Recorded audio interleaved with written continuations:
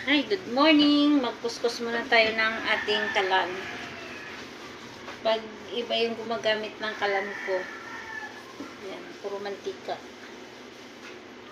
Kuskus ng kalan at maglinis tayo ng bahay. Mamaya ako ay luluto ng merienda. Nagluluto po ako ngayon ng carbonara. Linisan ko muna yung aking kalan bago ako magluto ng aking paninda na carbonara. So, ganito lang po ang buhay ko araw-araw. Sa mga na hindi nakakalam, ako po ay nagluluto ng merienda at nag-a-accept ng mga pa-order pila-pila.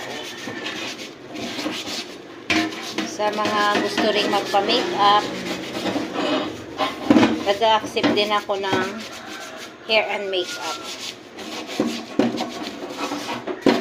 So, diska-diskarte lang tayo para kumita ng salapi.